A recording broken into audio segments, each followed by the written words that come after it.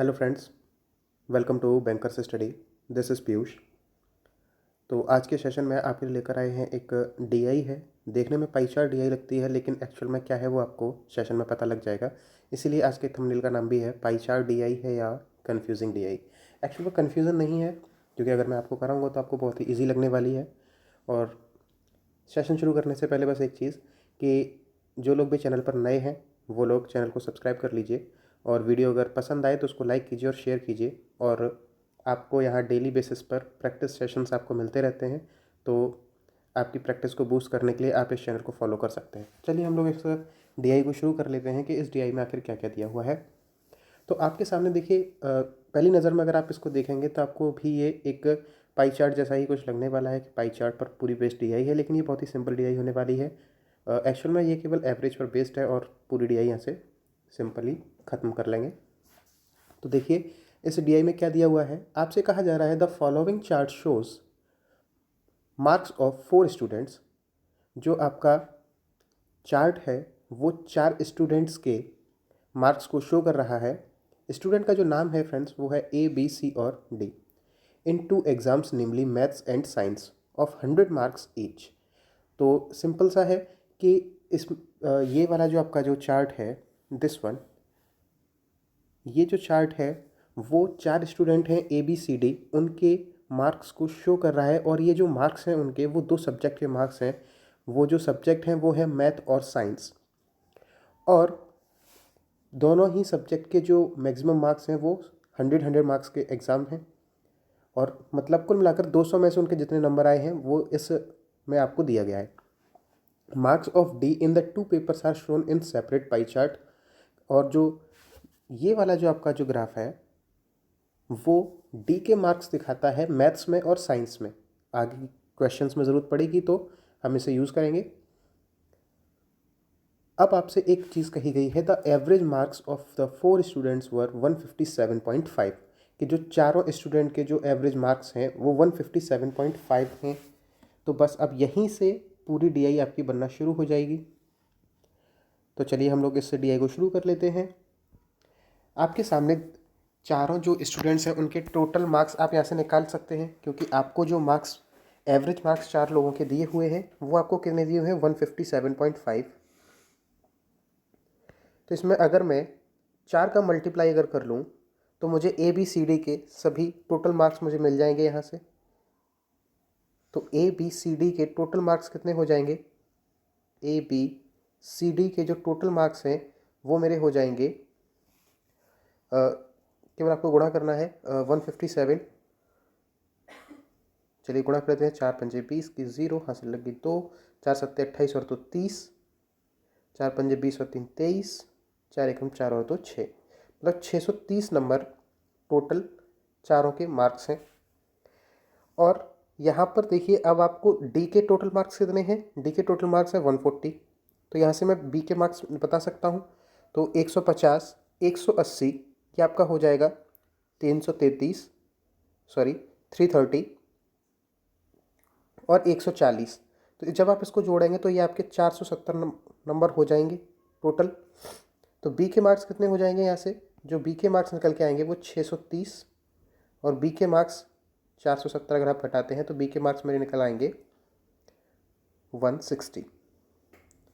तो जो भी मुझे डाटा दिया गया था मैंने सारे डाटा को लिख लिया है, ठीक है। तो बस अब इस डाटा को टोटल मार्क्स इन लोगों के हैं उनको देख लेते हैं। टोटल मार्क्स जो आपके निकल के आए वो 630 हैं, वो मैंने यहाँ लिख लिए। जो मेरे बी के मार्क्स निकल के आए थे वो 160 थे, और डी के मार्क्स कितने हैं 140, ये आपको पता है। तो चलिए हम लोग देख लेते हैं। अब आपसे पूछा गया है what is total marks of B. Total marks of B 160, ये हमने कैलकुलेट कर लिया। फिर आपसे कहा गया है find what percent more marks did A get than D, कि जो ए है उसको डी से कितने मार्क्स ज़्यादा मिले हैं, परसेंटेज में आपको बताना है। तो ए के मार्क्स हैं 180, डी के मार्क्स हैं 140। तो ए के मार्क्स डी से 40 ज़्यादा हैं, और आपको कंपैरिजन कराया जा रहा है कि डी के मार्क्स से कितने ज़्यादा हैं। तो डी से कंपैरिजन अगर कराया जाएगा तो 140 नीचे आ जाएगा इंटू 100।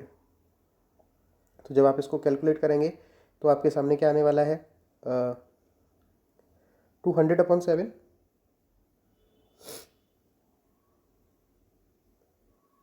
या फिर कह सकते हैं इसको 28.56% आपका आंसर हो जाएगा दूसरे क्वेश्चन का। ओके, तो अब तीसरे क्वेश्चन में आपसे देखिए क्या कहा गया है। आपसे तीसरे क्वेश्चन में कहा गया है in math C get 6.25% less marks than marks of C in science. तो डी के मार्क्स इन मैथ्स, डी के जो मार्क्स है वो मैथ में 80 हैं, और जो सी है उसके जो मार्क्स हैं वो 6.25% कम है। तो 6.25% की पहले तो आप फ्रैक्शन बता दीजिए। 6.25% की फ्रैक्शन होती है 1/16। अब क्योंकि सी के मार्क्स कम है तो इसका मतलब अगर डी के मार्क्स 16 होंगे तो सी के मार्क्स मेरे 15 हो जाएंगे। अब सी के मार्क्स मुझे पता लग गए, सॉरी, अब यहाँ से मैं मार्क्स कैलकुलेट कर लूँगा। अब 16 मैथ में मार्क्स हैं डी के, लेकिन एक्चुअल में जो मार्क्स हैं वो 80 हैं। इन दोनों का आप अगर कंपैरिजन कराते हैं तो मेरी 1 यूनिट की जो वैल्यू है वो 5 निकल कर आएगी, क्योंकि 16 बराबर आप 80 रखेंगे तो 1 यूनिट की वैल्यू 5। तो सी के मैथ में कितने मार्क्स हो जाएंगे? सी के मैथ में हो जाएंगे 5 × 15, मतलब कि 75 मार्क्स। लेकिन आपको सी के मार्क्स बताने हैं साइंस में। सी के टोटल मार्क्स कितने हैं? 150। सी के मार्क्स अब आपको साइंस में बताने हैं तो वो कितने हो जाएंगे? 150 में से अगर आप मैथ्स के मार्क्स घटा देंगे तो आपका आंसर आ जाएगा, मतलब कि 75 मार्क्स सी के साइंस में आए हुए हैं। तो यहाँ पर हमने देखिए पहला क्वेश्चन कर लिया है, दूसरा कर लिया है और तीसरा कर लिया है। ठीक है, हम लोग अगले क्वेश्चन की तरफ बढ़ लेते हैं। यहाँ पर जो बी के मार्क्स थे वो 160 थे, ये 140 है, इतना हमें पता है, और टोटल मार्क्स 630 है। अब आपसे देखिए चौथे क्वेश्चन में क्या कहा गया है। आपसे कहा गया है if average marks of B is equal to the marks of A in maths, मतलब बी के जो एवरेज मार्क्स हैं, बी के एवरेज मार्क्स कितने हो जाएंगे? बी के एवरेज मार्क्स हो जाएंगे 160/2, क्योंकि 2 सब्जेक्ट के मार्क्स हैं, मतलब 80। तो average marks of B is equal to the marks of A in maths. तो ए के मैथ में मार्क्स कितने हैं? 80, ये हमसे कहा जा रहा है। फिर आपसे आगे क्या कहा गया है? And B get 25% less marks in science than A. तो यहाँ पर अगर मैथ में ए के 80 मार्क्स हैं तो ए के साइंस में कितने मार्क्स रहे होंगे? 180 में से अगर आप 80 माइनस करते हैं तो 100। फिर आपसे कहा गया है कि जो बी है उसके 25% मार्क्स कम हैं साइंस में ए से, तो बी के साइंस में कितने मार्क्स हो जाएंगे? 100 में से अगर आप 100% में से अगर 25% घटाएंगे मतलब बी के 75 मार्क्स हो गए। केवल कैलकुलेशन नहीं है, बस आप लाइन पढ़ते जाइए और चीज़ें शॉर्ट आउट होती जा रही हैं। जो जो कहा है उसको मैं लिखता जा रहा हूँ। फिर आपसे कहा गया है find the sum of marks of A and B in maths. A के मैथ में मार्क्स हैं 80, बी के साइंस में है 75, और बी के टोटल कितने हैं? बी के टोटल मार्क्स आए हैं 160, तो बी के मैथ में मार्क्स कितने हो जाएंगे? 85। तो दोनों के मार्क्स का सम पूछा है कि ए का मैथ प्लस बी का मैथ इज इक्वल टू कितना हो जाएगा? 80 + 85 इज इक्वल टू 165। आपको ये क्वेश्चन भले ही थोड़ा बड़ा लग रहा होगा देखने में, लेकिन एक एक लाइन हर एक पॉइंट को शॉर्ट आउट करती हुई जा रही थी, हर एक वैल्यू को देती हुई जा रही थी, बस उसी के अकॉर्डिंग हम लोग चले हुए हैं। फिर आपसे पांचवें क्वेश्चन में क्या कहा गया है? आपसे कहा गया है इफ़ एनोदर पर्सन ई। अब यहाँ पर कोई एक अलग पर्सन की बात मैं कर रहा हूँ जो है ई, गॉट 20 मोर मार्क्स देन सी। उसके जो मार्क्स हैं वो सी से 20 ज़्यादा हैं, तो सी के मार्क्स कितने हैं? 150। तो ई के मार्क्स कितने हो जाएंगे? 20 और ज़्यादा, मतलब कि 170 हो जाएंगे। ये हम पांचवा क्वेश्चन कर रहे हैं, ये हमारा चौथा क्वेश्चन था। फिर आपसे क्या कहा गया है? Then what marks did he get in science. तो ई के जो टोटल मार्क्स निकल के आए हैं गाइस वो 170 हैं, ये आपको बिल्कुल कंफर्म है। लेकिन आपसे पूछा क्या गया है कि ई के मार्क्स आपको बताने हैं साइंस में। तो आप ये बताइए, क्या आपको ई के मार्क्स मैथ में पता हैं? आपको उसके टोटल मार्क्स पता है, लेकिन आपको उनके सेपरेट मार्क्स नहीं पता। तो जो इसका आंसर क्या हो जाएगा? सी एंड डी हो जाएगा ना गाइस। तो अगर आपको जो भी पूरी जानकारी अगर आपको है तभी आप उसका आंसर दे सकते हैं। तो यहाँ पर हमारा जो आंसर हो जाएगा वो CND हो जाएगा।